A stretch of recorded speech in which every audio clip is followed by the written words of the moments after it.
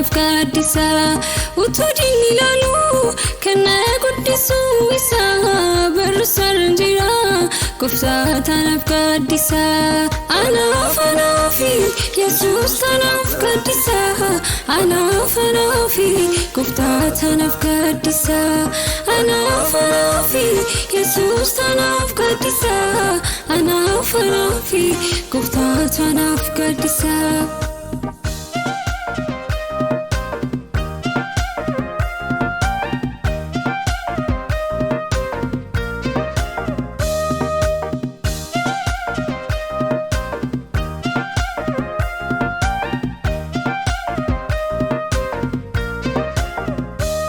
Namooti dhuganii lafaamti nuunjiree galaana dura koo iddoo lamatti hiree qulqullummaa isaatiin na kaasee iddoon ture haa ulfaatu Yesuus hidhaa kootti na fure qulqullummaa isaatiin na kaasee iddoon ture haa ulfaatu Yesuus hidhaa kootti na fure.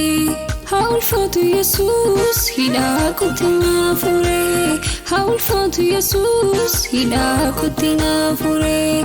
How far to Jesus, hida kutina fure. How far to Jesus, hida kutina fure.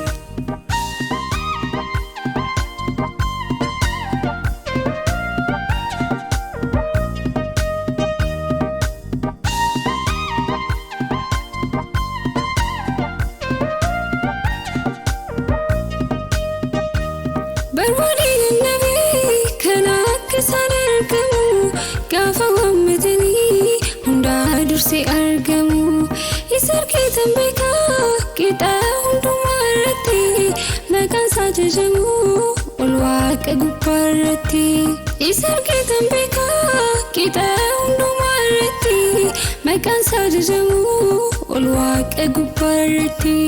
Maqaan isaa jajamu ol waaqa gubbaa irratti maqaan isaa jajamu ol waaqa gubbaa irratti maqaan isaa jajamu ol waaqa gubbaa irratti maqaan isaa jajamu ol waaqa gubbaa irratti hindumu raawwatee kakuu harkaan qabadhee gooftaan loon afaanaa innaan itti amanadhee utuu diinni ilaalu kana guddisuu isaa barrisaan jira gooftaa tanaaf gaaddisa utuu diinni ilaalu kana guddisuu isaa barrisaan jira gooftaa tanaaf gaaddisa anaafi Yesuus tanaaf gaaddisa anaafi gooftaa tanaaf gaaddisa anaafi Yesuus tanaaf gaaddisa anaafi gooftaa tanaaf gaaddisa.